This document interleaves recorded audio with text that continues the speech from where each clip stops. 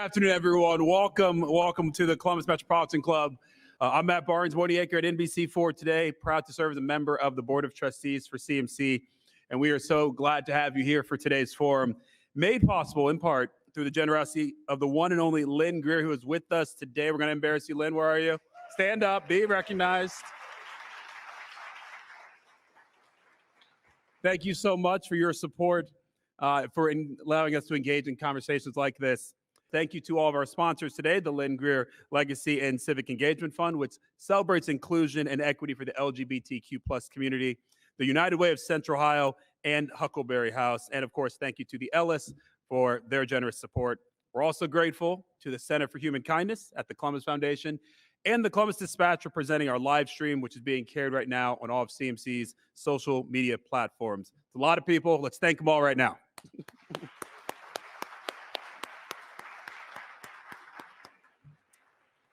All right, let's get to today's forum. This should be a good one.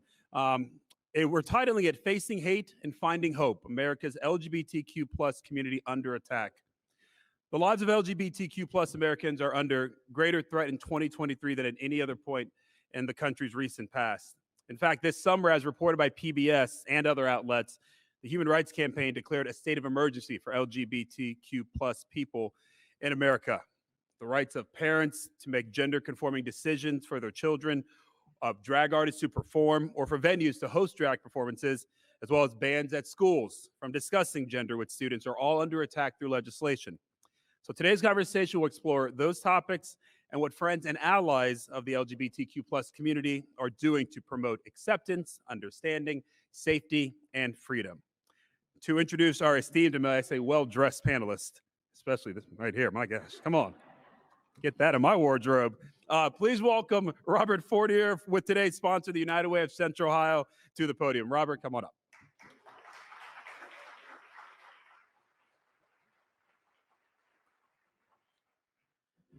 Good afternoon, everyone. First, I'd like to start off by thanking the Columbus Metropolitan Club for facilitating this very important and very necessary conversation. For many decades, United Way of Central Ohio has been committed to creating and maintaining a community where everyone has equitable opportunity to participate and contribute to their own success. And as a trusted partner in the community for 100 years, we understand from experience that the best solutions are crafted by diverse perspectives and diverse stakeholders. Whether it's through United Way's Project Diversity Pride Leadership Program, or through the more than 90 nonprofits we support that provide basic needs and equitable educational opportunities for every person and every community, United Way understands that a strong community is a united community. In the face of the recent wave in anti-LGBTQ plus legislation, we're reminded of the Reverend Dr. Martin Luther King's words. Injustice anywhere is a threat to justice everywhere. We are caught in an inescapable network of mutuality, tied in a single garment of destiny. These words emphasize the interconnectedness of all struggles for equality and human rights. And it's in the spirit that United Way remains steadfast in our commitment to the LGBTQ plus community, to do our part by keeping equity at the heart of our mission. And that's why it's my great pleasure to introduce today's panel. Please welcome Chris Goins, the president and founder of the Black Trans Men of Ohio.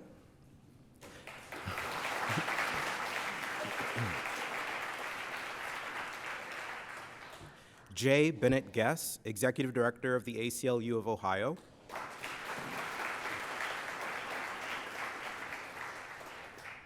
Amanda Erickson, Director of Education and Outreach for the Kaleidoscope Youth Center.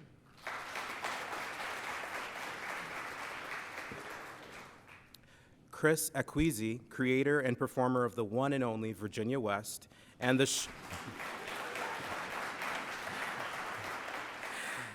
show director for District West. And your host, returning to the Lynn Greer Forum for a second year, please welcome back Ronald Murray, Associate Director of Health Advocacy with Equitas Health and Board Chair for the Stonewall Columbus.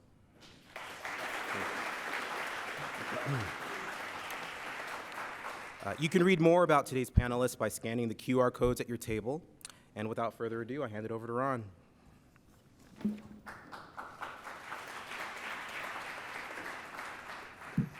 Good afternoon. Good afternoon. Okay, let's give our panelists another round of applause, please. Because though it's a serious topic, I feel like we in church.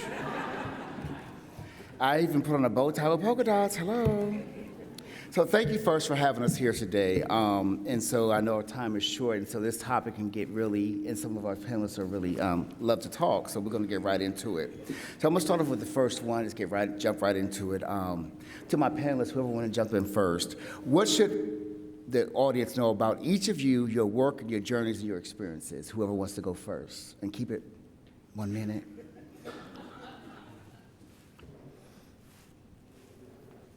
All right, since I guess I'm first in line, I'll go first. A little bit about me. I'm Chris Goins, founder founder of Black Trans Men of Ohio. My journey was I started a support group in the beginning of 2020, and in that support group, I realized there's a lot of Black trans guys out there that didn't know the resources, or that people like me that we existed. Right, we're invisible to where nobody's seen us. So our mission at Black Trans Men of Ohio is to increase visibility and the resources for the Black trans masculine and non-binary AFAB, a female assigned at birth, for those who don't know what AFAB is. That's the community that we serve for Black Trans Men of Ohio. 45 seconds? All right, cool. Again, my name is Ben. I'm representing the older segment of our community on this panel. And having come out in college in the mid-'80s, I have been a part of this fight ever since I joined a gay straight student alliance at the University of Kentucky, and was a frightened college freshman attending my first meeting. And since then have been advancing this work through support and board participation on the National LGBTQ Task Force, through work I did in Kentucky before moving to Ohio 23 years ago. I now have the great opportunity to do this phenomenal work with our team at the ACLU of Ohio, in which LGBTQ work and personal and bodily autonomy is one of our core foundations of our mission and purpose. Hi, my name is Amanda Erickson. My pronouns are she, her, and hers, and I'm with Kaleidoscope Youth Center. Kaleidoscope is Ohio's largest and longest serving organization that's solely dedicated to serving and supporting LGBTQ youth and adults. So we do that through our drop-in center downtown, as well as behavioral health services, housing services, and my role as education and outreach director is really kind of taking that safe space that we've created within our drop-in center and our housing services and extending it into the rest of the community through education and outreach. So we do professional development for teachers, anybody else who works with young people, from LGBTQ 101, how is Gen Z looking at gender and sexuality, because it is very different from even subsets of various generations older than them, to best practices for working with queer and trans youth in today's very rocky political climate. Hi, my name is Chris Acquisi, and I'm the founder and creator of Virginia West. And he said to be short, so I'd like to take you back to 1977. I'm kidding. I'm the founder of the West family. Most of you probably know Nina West. We have about 35 to 40 performers. And I'm also the show director and co-founder of District West, which is one of Columbus's newest safe spaces for the LGBTQIA plus community. And our family has been very blessed to be the conduit to raise over almost $3 million now for local and national organizations. Thank you. So you see, we kind of stacked the panel, so we didn't bring you no chumps. So Ben, since you're the self-proclaimed elder statesman of the group, I'm gonna start with you. The topic is Facing Hate, Finding Hope, America's LGBTQ plus community under attack. It seems like this is nothing new, or is the history repeating itself? So I'm gonna ask you, does the world feel different now, since you were here back then, or is this something that just emerged? Well, the ACLU has done a report already this year that more than 530 pieces of anti-LGBTQ legislation has been introduced in legislatures across the country. This, unfortunately, has set a record more than any other year, and it's actually more than double the amount of anti-queer legislation that was introduced in 2022. So these are very perilous times, and we're very much under attack. But when I was first asked to be on this panel, my mind went back to 1992. I'm also a United Church of Christ minister. I was serving Open and Affirming United Church of Christ Church in Kentucky. And there was a case that had overturned Kentucky's sodomy law in '92, and there was immediately an organization formed, and I was its first co-chair, called the Kentucky Fairness Campaign, that was formed to fight back against anti-LGBTQ legislation that was the blowback from that Kentucky Supreme Court decision. And we have been doing that time and time again. My mind goes back to 2004 when Karl Rove set up an initiative across the country to pass anti-marriage bans and enshrine them in the Constitution as a way to use us as a scapegoat and a ploy to re-elect George W. Bush in 2004. My mind even goes back to 1978 in California, where the Briggs Initiative was being debated. It was being put in the California ballot that would have actually excluded all gay and lesbian people, the terminology at the time, from serving in any public schools. Our mind can go back to times in which, we have always been either in the legal system considered criminals, and the religious system considered sinners, and in the medical system considered sick or psychopaths. So it's nothing new, and it's always been because we are a convenient scapegoat, and it's why educational forums like this are so darn important. Thank you, Ben.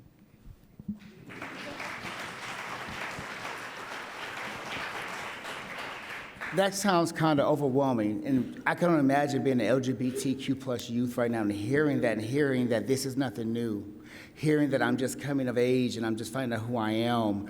Amanda, at Kaleidoscope, from Kaleidoscope's perspective, what is the experience of you think the LGBTQ youth in Ohio like today versus in the past? Yeah, I think it's an interesting question to consider, like today's environment and experiences versus in the past, because I think those of us who are adults like to think, oh, things are so much better now than they were in X decade when I was a teenager. And that's not really true, they're just different. A lot of folks have noticed that it seems like there's so many more LGBTQ youth now. There aren't, they're just coming out more. For a lot of them, they are feeling safer within their friend groups to be coming out and being themselves. We're seeing more representation in the media, in society. Like, if you look at it from a very high level, maybe it seems easier or more okay to come out with an LGBTQ identity. But then when we poke into the local level, the state level, we have bills that are being argued right now today, in fact, at the State House. They're discussing whether or not trans students should be able to use the restroom that they want to use in school, as well as school board policies around whether or not kids should be allowed to change their name and pronoun at school, which restroom they're allowed to use, whether we can have LGBTQ curriculum in the classroom. And when we say LGBTQ curriculum, right, we're talking about family structures and love and diversity. But those things tend to be sexualized, right? And that's what students are seeing. So we know that schools right now are not generally safe for LGBTQ youth. Folks that are experiencing anti-LGBTQ discrimination at school are 3 times more likely to have missed school in the past month, so their GPAs are lower. They have higher rates of anxiety and depression, substance use and abuse. All of the mental health and physical health risk factors that we could think about are higher with those folks that are experiencing that anti-LGBTQ discrimination. And that could be legal discrimination, talking about policies and bathroom use, or it could be little things that maybe we're not even aware of, like a singular teacher saying, no, I'm not going to call you that name in the classroom, whether or not there is a policy around it. Thank you, Amanda. Anybody else want to jump on that? Nope, okay, hear nothing. No. I think that when we talk about being a youth in school, and I remember back in the 80s, and I'm not going to tell my age, but I'm higher end of the 40s, closer to my 50s than my 40s. But I remember back in the 80s, in those 80s movies, you would see in the restroom movies when there was a bully, and they always hid in the bathroom stall, and you always see someone banging on the door, the bullies are coming. Now the bullies are the ones who are supposed to protect us. Where are youth going today when there's legislation coming down the line that's actually coming to be the bully for them? They're doing it legally. Like I think recently, I think it was in a place in Ohio where they tried to change the rules where they were trying to have something on the ballot coming up recently, and the Secretary of State had decided that they were going to put on the ballot coming up soon, but the Supreme Court said they couldn't do it because he didn't get the right signatures or something. He didn't go the right process. I might be quoting wrong. I just read a few minutes ago, so I'm on 2 cups of coffee, so I'm going to get to you in a few seconds, so don't quote me.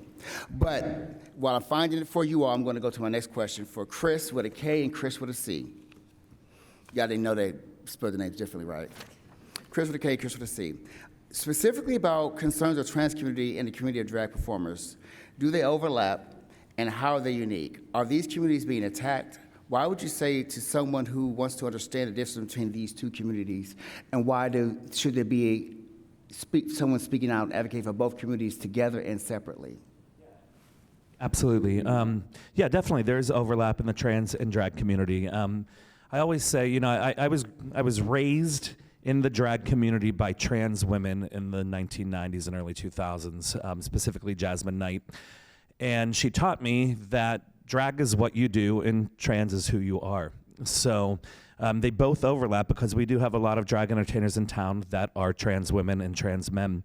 So I never like to be the person that is speaking for both because there's so many trans issues that I don't know about and that I'm unaware of, but I do know a lot of them because they are my friends and family. And the good thing about Virginia West is that I have a microphone and I have a platform to be able to use that microphone, so I can speak up for my trans brothers and sisters. And we are both under attack, you know, from all of the laws that are happening, trying to be passed about the trans community, just to the simple fact that they're trying to ban drag shows, which, you know, I started this back in 1997, and I never would have thought that this would be what we're worrying about in 2023. You know, the fight back then was just for, I went to the March on Washington in 2000, and the march then was for just basic rights for the LGBTQIA community. And then we fought for marriage equality, and I think we all kind of rested on our laurels after we got marriage equality because things were looking up for us. And then all of a sudden our trans community started being attacked. About restrooms and about, you know, how they identify. And then all of a sudden the drag queens come under fire. And I think what's happening is every time we win one battle, they're trying to start another battle just to pull the wool over all of our eyes, you know? So yeah, I think we just recently had the march at the State House for drag rights. You know, we're not trying to do anything sexualized with children. That's just not happening. We have a program at District West called Studio West, and it is the first of its kind in this country that is a dance program that is for LGBTQIA kids or from kids that come from families that identify as. And we have over 25 students that are registered for every class that we do, and they put on a little show and we entertain, and I can guarantee you the show I'm doing at midnight is not the show I'm doing at noon. Even though sometimes at midnight I do Elsa, it's just a different version of Elsa. And to kind of bring it full circle about this is that I watched the first few shows that we did with the kids, and I saw kids come in that were very sad, and you could tell they were being bullied at school, or they didn't have a lot of friends, and it was beautiful to watch them make friends that were like them or that they could identify with. And I watched this little boy come in, and he always kind of had his head like hung low. And it was our Christmas show last year, and he came in and he was very excited. And he said, "Virginia, can I help do anything here?" And I said, "Well, if you want to put the tablecloths on the table, feel free to." And he did that, and he came back and he said, Can I do anything else?" And I said, "Well, you can help me by putting the candles on the table," right? And you could just see he was in such a different mindset than he was 2 months prior. And I kind of started to cry, and I realized it was because he was dressed how he felt appropriate. He was in a pink football jersey. And I thought, this is the work that drag queens and trans entertainers are doing to make our communities come together and make children feel safe. So yeah, I definitely think that we are under attack for things that are completely wrong. People are putting out wrong information about us, and I think that we both, the trans community and the drag community, need to speak on our own, but we also have to speak together. So yeah. Can you hear me? Okay, cool. I figured it out. All right. So my thoughts around this, do I think they relate? Yes. Are they attacking both drag and trans? Yes. Not just that, they're also, I feel like it's even deeper that's eventually going to go to Handmaid's Tales, right? Because they're going to say women can't wear pants because it falls into gender nonconforming. But I feel like all of this, kind of even to circle back to the first question, is social media. Right, I feel like that is what's making all of these issues so big right now, because everybody can get into their little social media bubbles to where it just feeds into them. Now, because I'm a techie, if you don't know, my background is in IT. So like that algorithm comes in and feeds you all of this, right? And so that's what you feed into, and that's what it gives you. So living in these bubbles, you get all this negativity, especially when it comes around drag, period, right? Because even these people that's attended drag shows that I know, I've seen, watch articles where they had pictures of these individuals that's trying to, bad talk drag shows, that's been in them, that have best friends that are, but you're still gonna turn around and put these bills in, which doesn't make sense, right? It's because they fall into these, in my opinion, they fall into these bubbles. And then it just feeds into their mindset. And I think COVID got into their brain and has affected them somehow. But We forgot to even mention we had Nazis show up at a drag brunch. That is crazy. I never ever would have thought, we thought we had to worry about the Proud Boys, right? And we never would have thought that we would see a Nazi flag walking down the street instead. So it's just absolutely crazy, and it's coming from these very extreme groups. And I think, we got a lot of phone calls from CNN, and we got phone calls from NBC to do interviews, and I didn't want to because I thought by talking about them, it was just giving them even more power. I think, can you hear me? Testing. Thank you for bringing it up, Chris, because I think even for myself as a black gay man, I thought the fight that my mother and my grandparents, I didn't think I was going to see them marching in front of me in my lifetime. I was like, oh, gee, wow. So ancestors, what's the rubric? What do we do here? Because I think that in certain groups, you thought that fight was over, especially for me as a black man. When you hear about the Nazis, I remember seeing it, and I remember I was on my way to the event, and I remember getting text messages from across the country from friends, are you okay? What do you do? I don't know. My mother died. Who do I call and ask? Where's the rule book for that? Because now we have to pick up where they left off again. We thought we were done. Now it's a whole nother fight with a whole nother group, and now we got to link arms and figure out how do we link arms again? That's something we wasn't prepared to do. Segue. It seemed to, at one point, it seemed like we were having a slow-moving arc into acceptance and LGBT+, and we were getting to a place where everyone was accepting and we were walking hand in hand. Then it seemed like we were just getting reversed. What do you all think happened? What put the car in reverse? How did we get here? I don't know if I should say this, but I will. People are emboldened by a leader, and I think, unfortunately, with Donald Trump, I think people kind of came out and felt empowered by his hate speech, and I think it was always there, but when you have somebody with such a large platform as the president doing it, I think it makes it much easier for your hate to be exposed. I think it's also important to recognize we're up against a very sophisticated opposition that does very targeted research to how they can instill fear and misinformation in the greatest number of people. So they don't come after marriage anymore, because now 70% of people, including a majority of Republicans, support same-sex marriage. So that's no longer a convenient target. So they have to drill down to see what are the next areas. Where can we create fear? And we know that fear is such a powerful motivator. I think one of the things that is most concerning for me is that while we talk about queer oppression, which is real and it's all around and it's baked into legislation, the one thing we have in our community and our arsenal is amazing queer joy, We have amazing queer resilience because we've faced this BS for so long.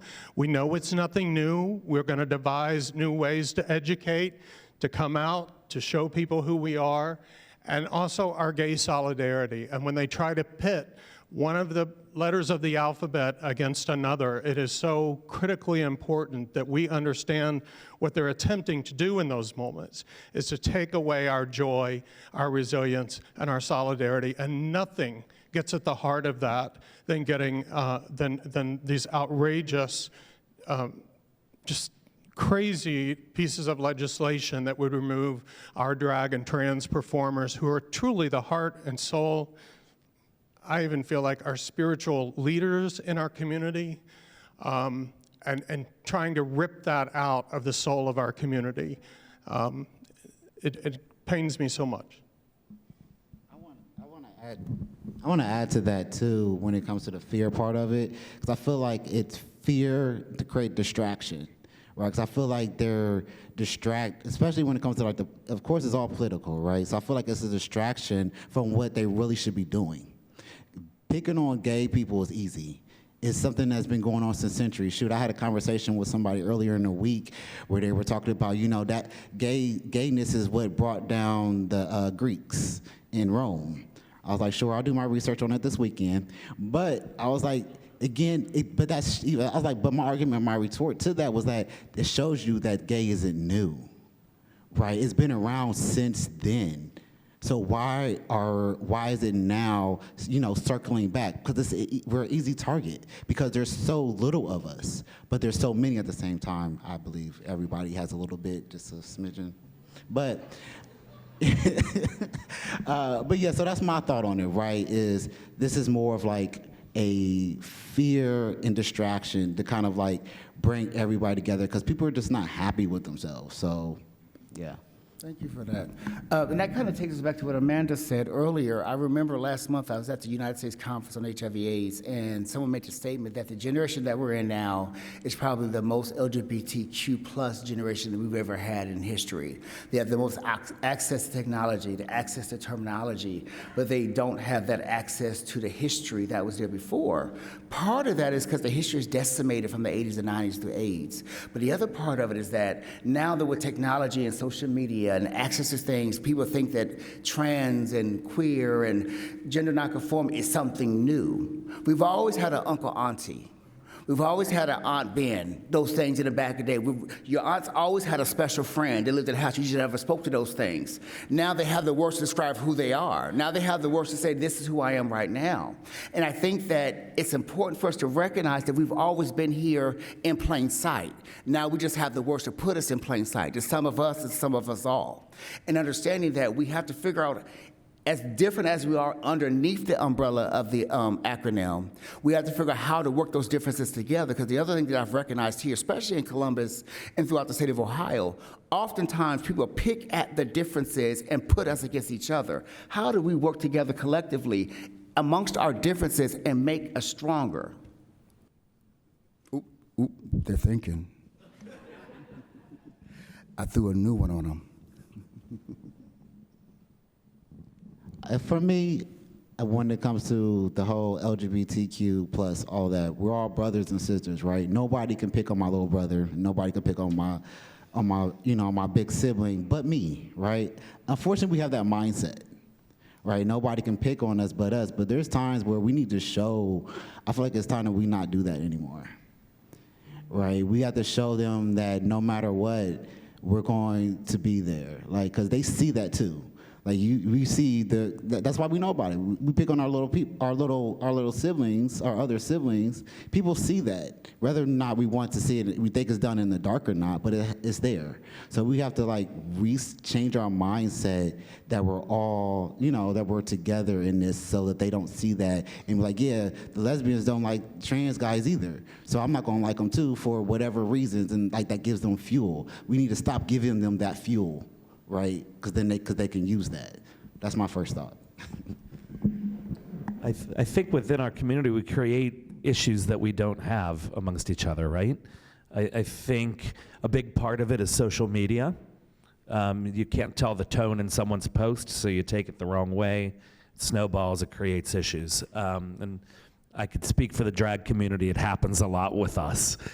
And I try never to get involved because I realize it's just not worth it. And like you were saying, the weaker we are on the inside, the easier it is for the outside to come after us. And I think the easiest thing is just to always remember to just give a little bit more grace to each other. I think it's so important that we recognize the intersectionalities of our communities and also the intersectionalities that we have not dealt with well, and recognizing our own internal racism within the LGBTQ community, our own classism, our own sexism, our own ignorance around other parts of our community. So this continual education that we do outside our community has to remain a focus inside our community. And in terms of solidarity, I think of this metaphor a lot because, excuse me for going back to 2004 when our constitutional amendment was passed, and we pretty much knew it was going to pass, and leading up to that ballot, it was so depressing. And in the large church that I'm a member of in Cleveland, the pastor of the church, the Sunday before the Tuesday vote, asked everyone who was going to be impacted by that constitutional amendment, if it passed, if they would stand.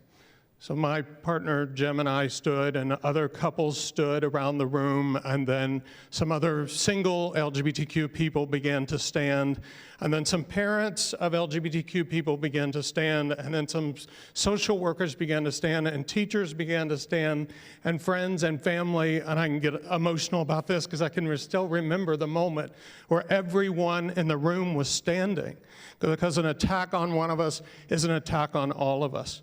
So the attacks on the trans community, the deference that is paid to the crazy amounts of rates of black trans murders, when these things happen, we have to envision ourselves in a room. And who are the people who are standing first? And then we don't hesitate a second, but to stand up and to stand there with them until everyone in the room is standing together, recognizing an injury against one is an injury against all of us.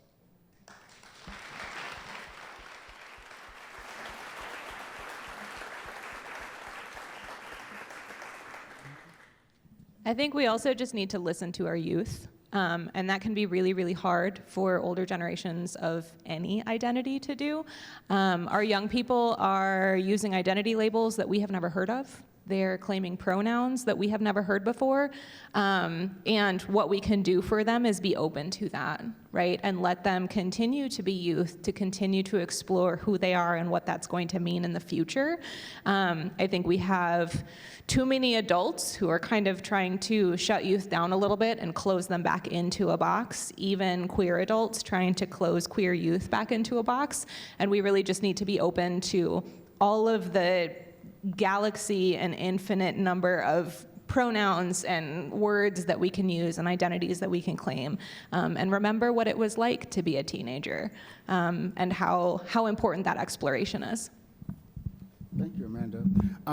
I like that utilizing the youth, because I've learned being an advocate and activist for many years is that as I get older, my drive doesn't change, but how I participate in it does. My back may not be as strong as it was, my feet may not move as quickly, but I can embolden the youth to do that and listening to their ideas. Now, we're not going to burn down the establishment, that's not going to happen. However, but as I get older, I'm able to figure out how to do it on a macro level and embolden and teach them how to do it, because you want their strength and their energy, but you also want them to learn the history, and another way to do it as they get older to learn to the next generation. Because I think what other thing that's happening that Ben alluded to is that transparent, honest conversations have to happen internally and intra between each of our groups, internally amongst ourselves. Being honest about, we all may be under the umbrella, but I have my own biases against you as well. Having those internal conversations also yield to compromises and understanding. And if we don't understand each other, how the heck can we expect someone outside of us to understand how we are? So understand, thank you for that, Chris, because I've always been one of those, like, I was speaking about my fraternity. I may not like all my line brothers, if you have a fraternity member. I may not like all my line brothers, but you better not say nothing about one of them. Now, I may talk about them all day long, but you better not run up on them. However, same thing, but you can also use the same analogy in the community. Because as a social worker, when I have my social work students, I always tell them, how you talk about people behind their back resonates in front of them. We're not stupid. We understand what you're saying about us behind our backs. And so the way that you feel in your meta communication, your body language, does dictate how your true feelings. One final question. It's gonna be a doozy. Y'all ready? Hope. Boom. Where are you finding hope? What do you think the future holds, and where do we go from here? I find my hope in the generations that are coming before, after me now. I get to see a lot of. I'm probably the oldest drag queen that I work with, right? And it's okay, I'm all right with that. I have a lot of Botox that makes me look their age. So they teach me, it's very different from how I grew up, right? We were always afraid, and they're not afraid. They have taught me to be a better activist. They've taught me to be a better ally to the other letters in my community, and they've taught me to be a better entertainer. So they keep me on my toes, and they give me hope that the fight that I might not have left in me 30 years down the road, that they will continue to fight for me and for what I believe in. Well, Chris stole my answer, but I was also going to say young people. Like, the youth are where that hope is. They have so many fantastic ideas. They have so many fantastic thoughts. And, you know, we just need to keep building a space where any of that is possible for them in the future. 1 second, I messed up. I got to read.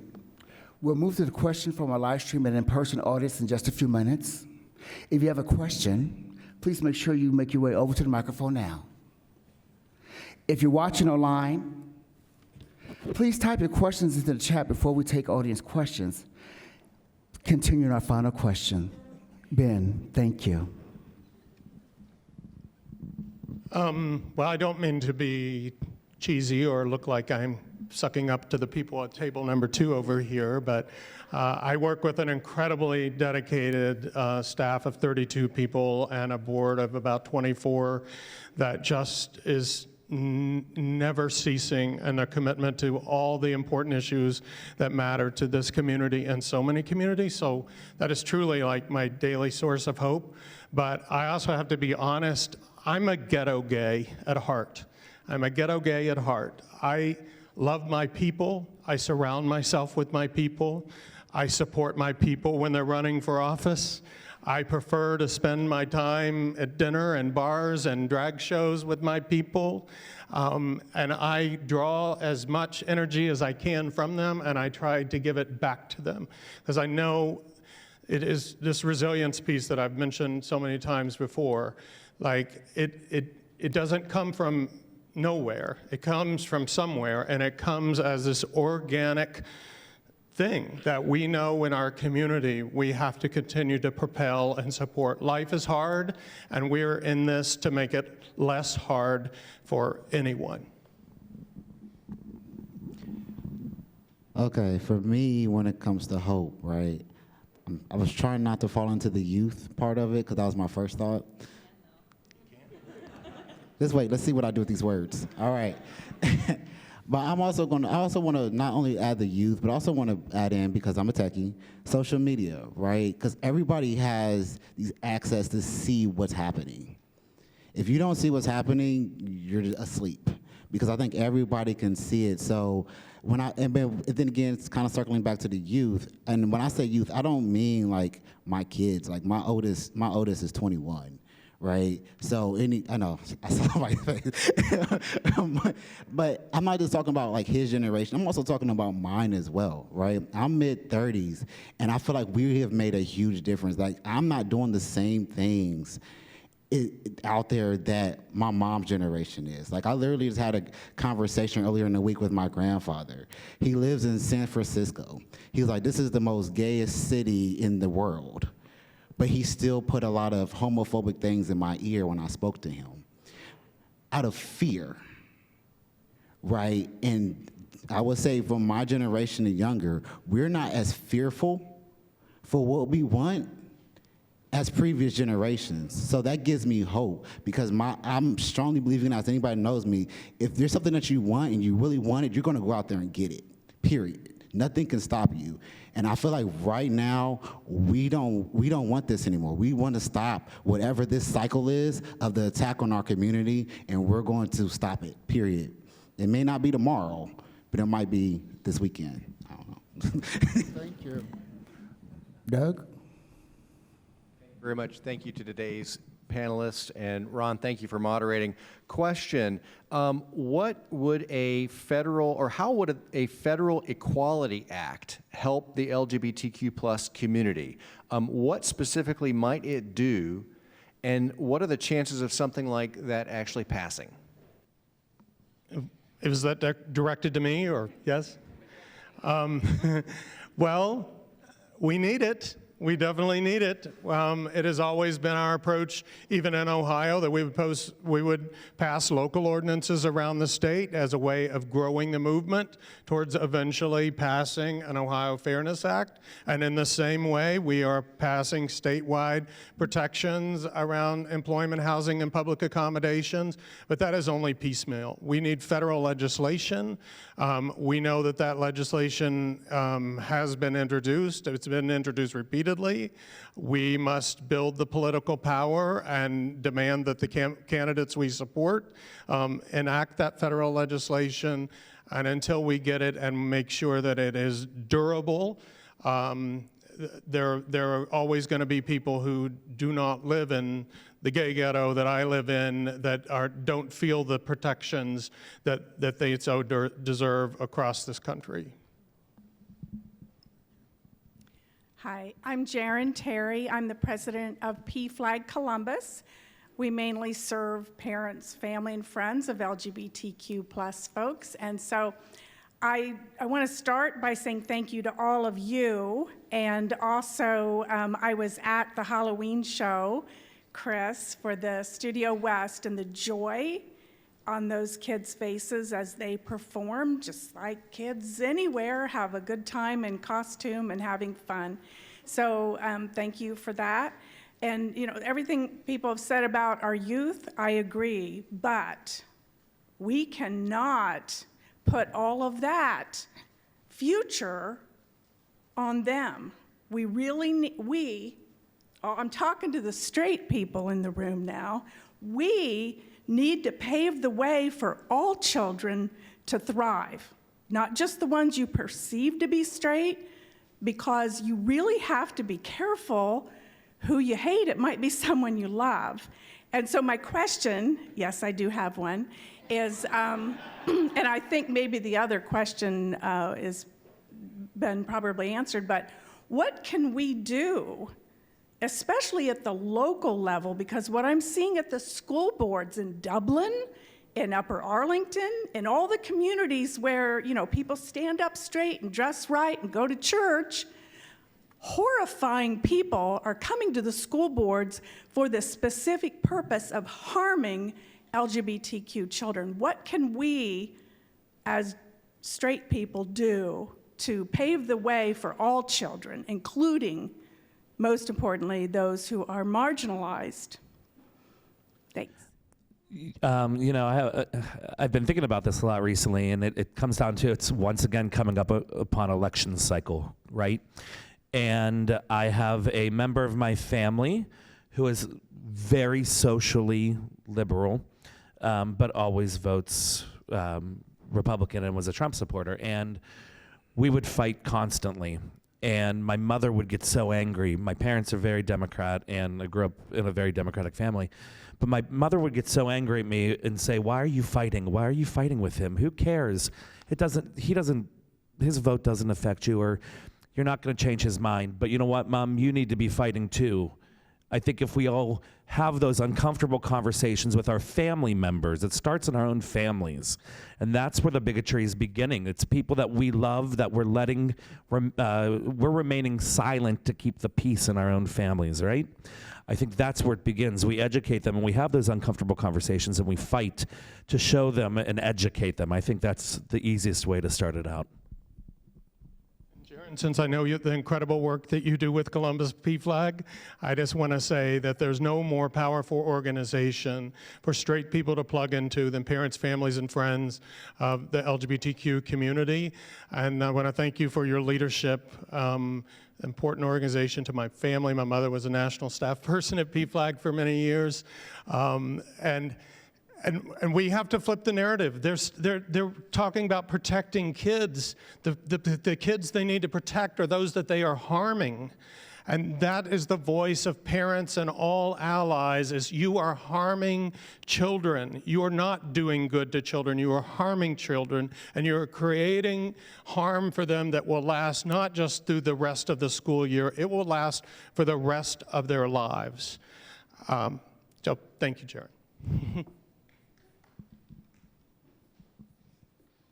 Hi there, my name is Lori Trent, and I'm happy to be here with you this evening.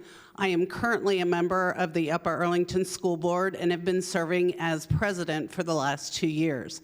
I am the first openly elected LGBT public official in Upper Arlington. Thank you. My wife, Callie, who many of you may know, have been married for 25 years, and we have twin boys that are sophomores at The Ohio State University and proud graduates of Upper Arlington High School. So my question, oddly enough, goes to the schools. I ran because kids, if they can't see someone like them, they can't be someone like them, like me, however that goes. And so my question is, what do we do as a school district? I absolutely agree we need to bring children along from kindergarten all the way up and just explain to them there are all different kinds of families in our community, and each one is deserving of the same respect. So I struggle with this on a daily basis. It keeps me up at night. I'm running for re-election because I believe so strongly in what we need to do to help our students. So I would love any ideas that you have, and feel free to reach out to me after, as I will do to you. Thank you. My thought, kind of going even back to the previous question, it's always the loudest person in the room that's always wrong. Right? So, and I feel like the simplest answer I came up was, we've got to be louder. Right? But then it circles back to a question that I'm asking, even though you're asking me the questions. The question I have too is, what can we do to be louder? Like, what else is out there can we do to be louder than the person that's wrong? Right? And unfortunately, like, it's show up, period. Because if you don't show up, because like the hardest thing you got to do is show up, and that's what needs to happen. We have to show up, because even if you say the most quietest thing to the person beside you, that's one more person that heard a message that can pass it on to somebody else. Because as my mama taught me, a closed mouth don't get fed. So if you're not speaking up for yourself or your kids or your community, nothing's going to happen, nothing's going to change. So we got to continue to go out here and talk and speak and show up for everybody. I think you're doing it, right? You're an elected lesbian woman that is the president of the school board. And I think that it's so much easier for people to show up and fight against us when there's not representation of us there. And you're there.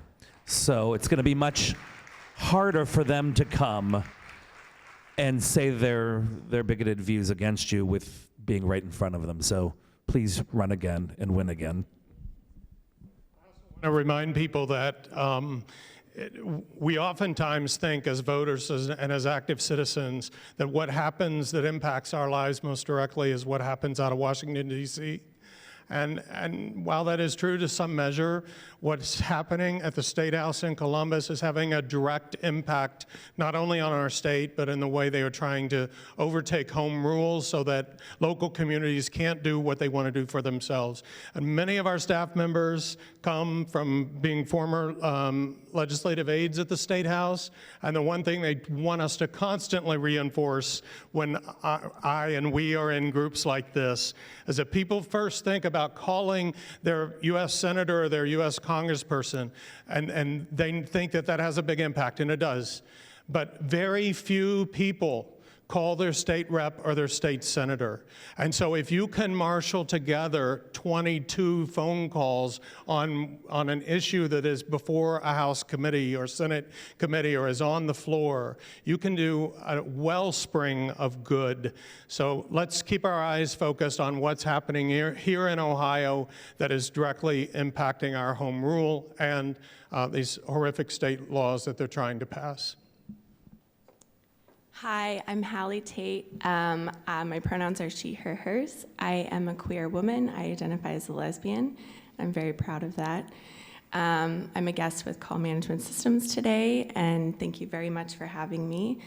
My question is a little bit lighter, and I just first want to say that I came out 6 years ago when I was 30, and I put myself in a box for 30 years. And I always felt like such an outsider with my family, my nuclear family, my extended family. I'm the only person that I know who is out in our family and or queer. Who knows if people are in there just not out, but it was really scary for me to come out, even when I was 30. And I've since then found so much joy and hope in the chosen family that I have today, and some of them are sitting right over here. I really could not be more grateful to be queer. It's my pride and joy, and it's how I live every single day. So with that, my question to you all is, what does queer joy mean to you? Because it has saved me. I think for me, it's just being, like you said, being authentically myself, and living the life I preach about and walking that walk. Being able to, I was talking earlier with Matt Barnes, we went to the Pumpkin Show yesterday, and I walked in and immediately did not feel welcomed by some of the stands that were there selling items. And I grabbed my partner's hand, and we walked down the street holding hands. I felt liberated. I didn't care.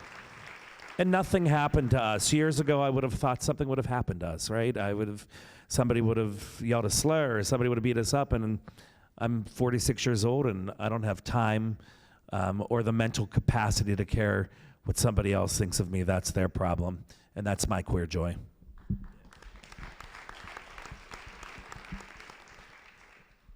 I'm actually extremely introverted for someone whose job is speaking in front of large groups of people.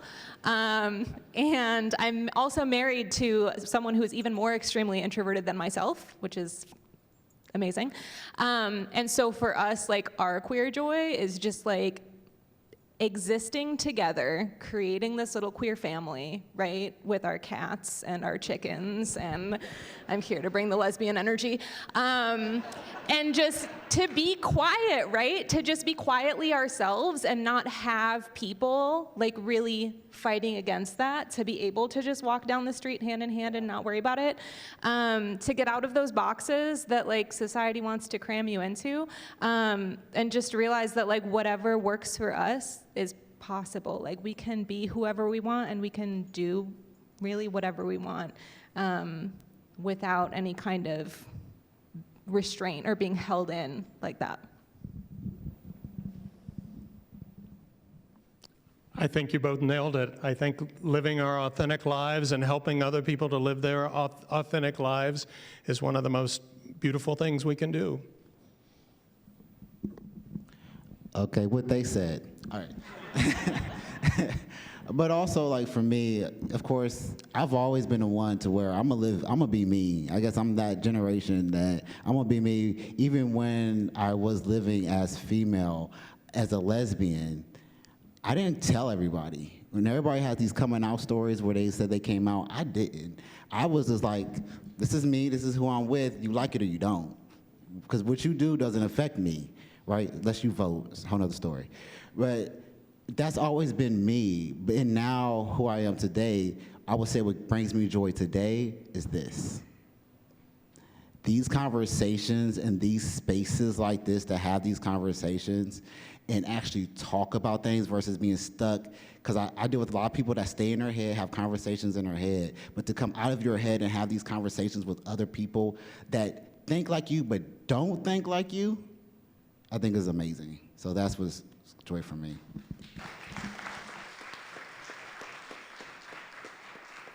Well, I got the wrap-up notion from Doug, so that kind of concludes our little section here. But you know me, I don't follow rules. No. I'm gonna give my last 2 seconds. So I'm gonna leave you with my personal favorite quote: "Get in good trouble, necessary trouble, and redeem the soul of America," by the Honorable John Lewis. And 5 things we can take away from John Lewis: speak truth to power, vote always, become a racial equity broker, you're never too young to make a difference, and the 5th one should be remember who you are. That's it. Yeah, thank you.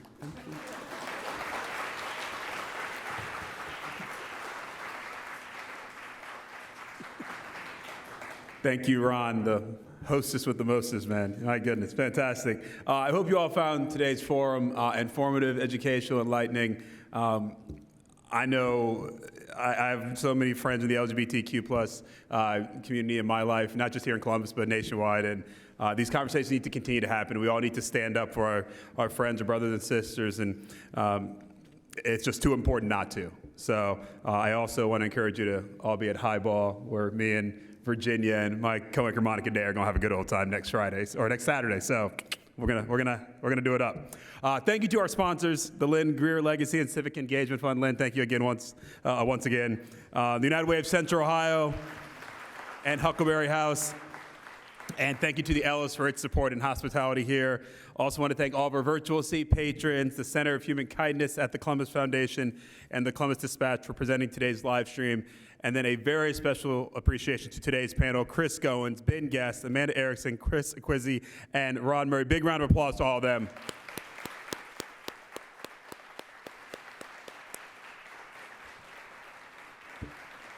Thank you so much for your candor, your honesty, and just being who you are. Really appreciate it. Please make plans to attend next week's forum, Whose Rights Win? Gun Violence Preemption and Home Rule in Ohio, right here at the Ellis. We hope to see you then, if not then, at another forum very soon. Have a great afternoon, everyone. Thank you so much for joining us.